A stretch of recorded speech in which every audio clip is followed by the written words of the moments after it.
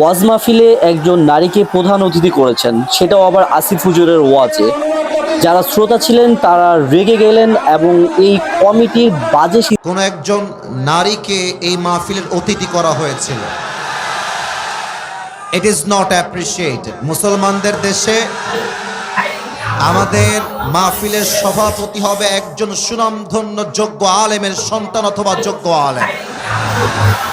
কোন নারীকে আমরা ডিসরেসপেক্ট করছি ব্যাপারটা এমন নয়, তবে আমাদের মাথায় রাখতে হবে এটা এমন একটা তাফসীর মাহফিল, যেই মাহফিলে নারীরা মঞ্চে উঠে গেলে তাফসীর মাহফিলের সৌন্দর্য নষ্ট হবে। দিনাজপুরের ভাইরা, মাশাআল্লাহ, আমি আসিফ কোন হুজুর কমিটিকে অত্যন্ত ডিসরেসপেক্ট চমৎকারভাবে দিয়ে বুঝিয়ে কথা দিলেন বলছি না, এবং নারীদেরকে হয়তো কিভাবে একটা সম্মান করতে হয় মিসআন্ডারস্ট্যান্ডিং হয়ে সেটিও গেছে, কিন্তু বললেন। একটা বোঝাবুঝির ভুল হয়ে গেছে।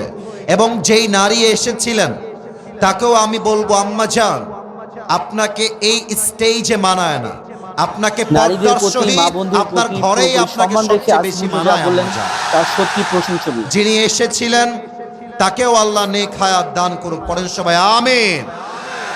আমরা মানুষকে সম্মান দিয়ে কথা বলতে শিখেছি, আমরা মানুষকে অসম্মান দিয়ে কথা বলতে মাশাআল্লাহ, পছন্দ করি আসিফ না, হুজুর ঠিক কিনা বলেন? অত্যন্ত চমৎকারভাবে বুঝিয়ে তবে দিলেন আমরা চাইবো এবং নারীদেরকে বাংলাদেশ কিভাবে সম্মান যেহেতু করতে হয় সেকেন্ড টাইমের সেটিও জন্য কিন্তু বললেন। স্বাধীন হয়েছে, এই বাংলাদেশের তাফসীর মাহফিলে সভাপতি হবেন একজন আলেম।